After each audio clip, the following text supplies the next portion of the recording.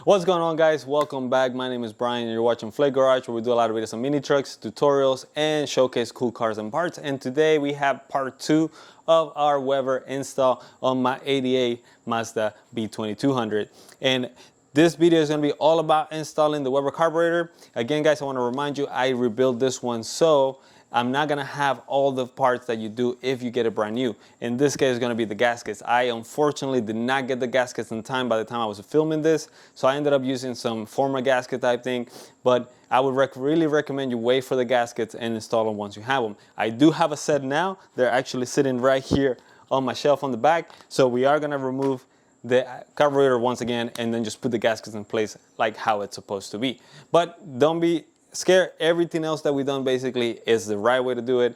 There are going to be some stuff that I'm doing that might not be necessarily how Weber recommends it, and I'm going to let you know during the video which part that is. But basically we are now ready to go and install the Weber carburetor in the Mazda, and hopefully we're going to have it running nice and smooth, a lot better than it was running before, and also clean up a whole mess of vacuum lines that was totally unnecessary, and it's just going to make your engine bay look a lot cleaner. So without further ado, let's jump right into the video. Let's go.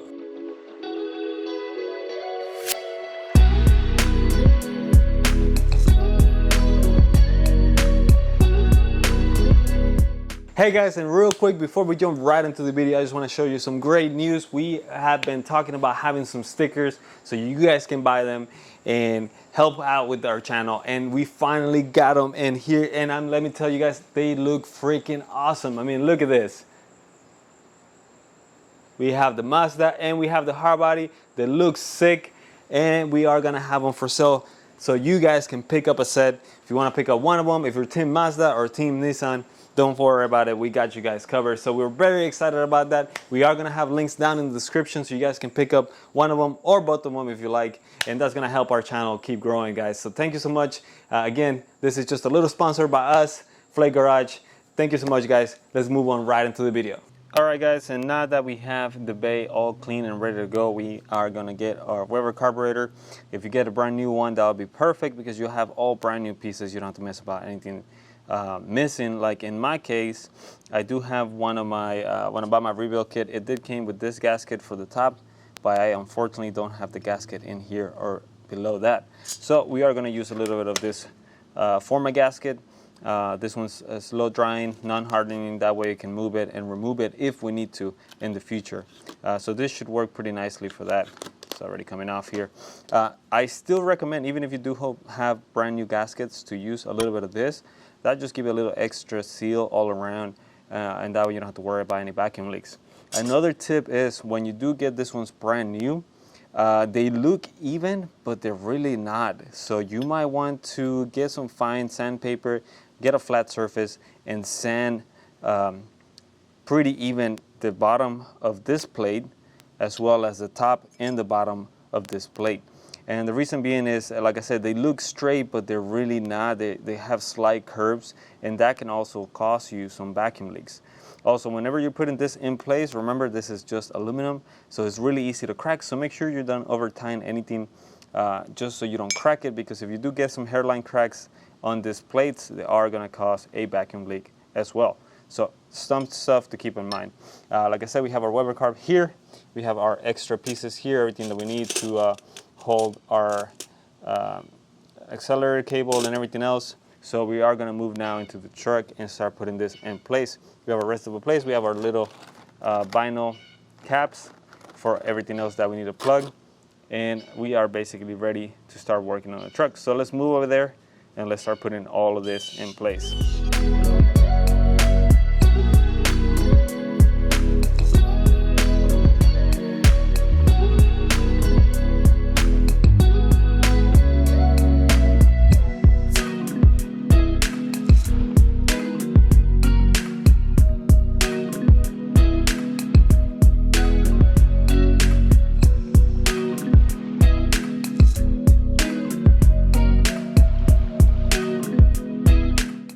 right, guys, and we have our first plate installed. And one thing I forgot to mention too, when you get this brand new, this actually sticks out a lot more out here. So you will have to Dremel or shave part of it off. You don't want to shave it completely, so make sure you leave a lip there so you can actually tighten up this bolt. But you will have to shave it, otherwise this PCB valve hose will not fit in place the way it comes from factory. I think that's just a fabrication error. They all come like that for some reason, so you do have to shave part of this. Just remember to do that before you install the plate, otherwise you won't be able to put that PCB valve hose in place.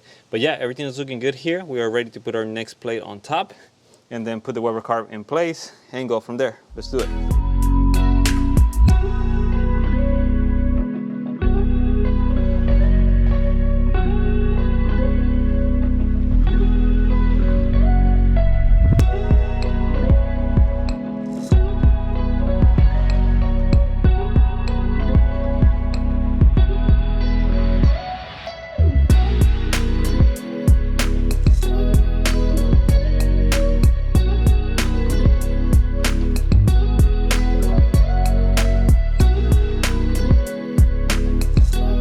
Alright guys, check it out. We have now put basically most of our stuff in here. We have added our plates for the Weber carb. We also added all brand new fuel lines. Unfortunately, when I went, the guy thought they were all the same length and width, and this hose is actually slightly smaller. Let me focus here. That's smaller, so the hose I have right now is not gonna fit in there. I need to go back over there and get some new ones just for that bit. But don't worry, we'll probably do that before we actually start the truck. For right now, I just put it all back together just in case. We have a brand new hose line going from the fuel pump right into our Weber carb over here. And so we should be all good. We do have to reuse the bolts that came with the factory carburetor. So hopefully yours has all 4 of them. Luckily I had some spare ones, so I ended up using that. And then on the right side over here, where we need to put our cable basically to accelerate, we do have to put the nuts in there, and then we're gonna have to come back and add our adapter plate on top of it.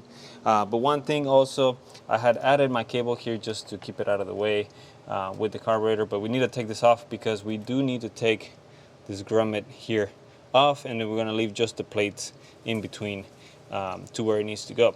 So we need to loosen all of this, take this rubber one off, and then put it back, this little washer and other nut in place. But yeah, it is looking good so far.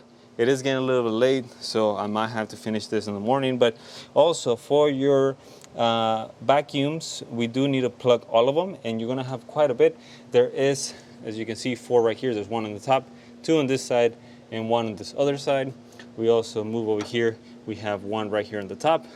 I plugged this one just in case. I want to prevent any vacuums from happening. Eventually, we are going to get rid of this kind of valve thing here, and we're going to put a block-off plate. That's going to be the EGR block-off plate there.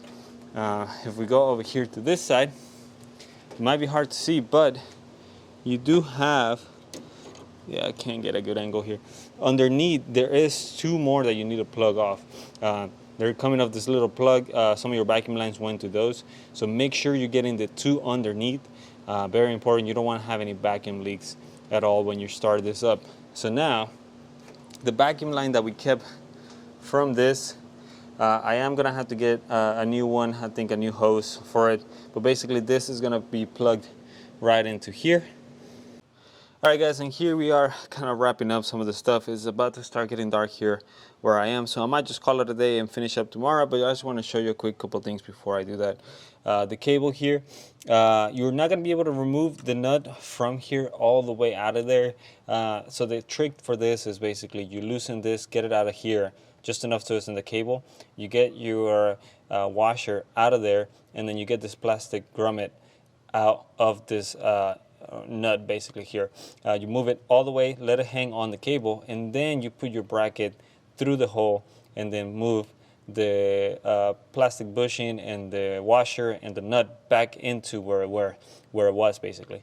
That's the easiest way I found out on how to do this. That way you don't have to try to figure out a way to remove this and mess up the cable somehow. So then once you do that, you are going to be able to then put the bracket right here. Those two nuts are very hard to get with a wrench or a socket, so you just try your best. This one's pretty easy if you hit it from this side. This one's kind of hard, so don't be, I guess, surprised if you find that it's really difficult to tighten out that nut. I tried as best as I could. I don't think it's going to move because this one on the other side is pretty tight. So now that we have that in place, I also did another little change, I guess. You are supposed to put this kind of bracket that goes basically from the filter here into the top of your valve cover. We do need to have something in there, so if you want to do it the way that the Weber recommends, is you basically have this little L shape here that it's supposed to go in this hole, and then from there you have a hose that goes from the Weber right into the top of the valve cover. I've been running a small filter basically on my valve cover, and it's been working fine on my red truck, so I think I want to do that setup in this one as well.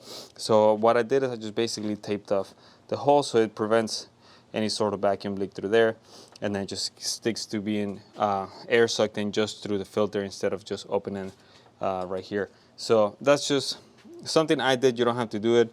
If you want to do it the right way, the way the Weber recommends, is you use this L shape and put it in there, and then have your hose attached to the top of the valve cover. So just something to keep in mind. All right, guys, we are looking good right now. I have come and replaced all the dry rotted hoses that I could find for right now. We have brand new fuel hoses going from our tank to our fuel filter to our fuel pump, from the fuel pump up to our carburetor, and then also our return line from the fuel pump down back to the tank. All of those are brand new. We have also a brake booster line here. We put that one brand new. The old one was pretty dry rotted. I did not switch the vacuum line. I'm basically reusing one of the vacuum lines that I took off from the factory Carb, and I attached it basically from here all the way to the little pivot here on the Weber Carb. So make sure that it's all hooked up. There's also another one here. We capped it off. Make sure all the lines that you're not using on the header are basically have vinyl caps or rubber caps on them. You don't want to create any vacuum leaks in place. Outside of that, we also routed the wire from the alternator up to our electric choke here on the side. We are using the factory wire that was in place. It used to be kind of through the inside here to this side. We basically put it down and then routed it to this side. That's going to work a lot better for this. The only thing I'm missing right now is going to be a small little filter here, or a hose if you're going with the factory routing. There's supposed to be a hose that goes from the valve cover here up into here. I don't like the way it works like that, and it's worked well on my red truck. So what I did is I basically put a bunch of tape here, capped off this vacuum leak for the hole there, and then what I'm going to do is just put a small little air filter here. I have a K&N one on my red truck, so I'm going to do the same setup here. It's worked well for me. I haven't had any issues, so just another option for you guys. But yeah, I'm basically ready to try to turn on the truck. I have already turned it on because I was testing some other stuff off camera. But just want to tell you guys, don't be surprised if it doesn't turn on right away on the first try. The reason why, there is no fuel on the Weber Carb, obviously, so you're going to have to prime it a couple times, probably try to turn it on a couple times. So don't be surprised if it doesn't do it. It might start on the third or fourth time, as long as you hooked up everything correctly. So I'm going to put the camera here in the tripod. We're going to try to turn it on and then see how it goes. I think it's going to go well, and it's going to be a little bit better than the stock carburetor. So let's do it.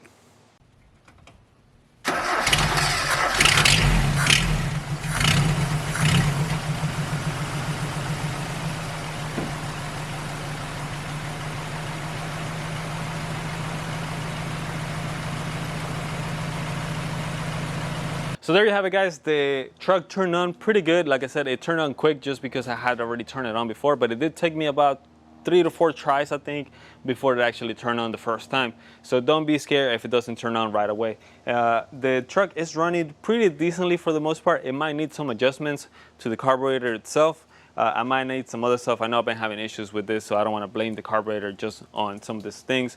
But I will link you guys on the bottom. Mazda Mitch did a great video on tuning your carburetor. So if you need help with that, check out his video. I'll link to it on the bottom.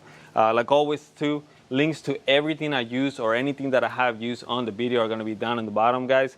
Please check out the description. Again, I have a lot of people asking me questions that are easily answered on the video description, or well, me actually on the video. So please, guys, check out down there if you can. So again, it's working good. It's looking a lot better. I mean, it looks pretty good so far, a lot cleaner than here.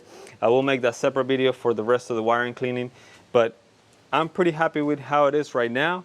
We're gonna start diagnosing some of the other problems from here. I know I have to change probably the exhaust just because it's the factory one. It's a lot more crowded in there because of that, and then figure out if the idling issue was because of the carburetor or not.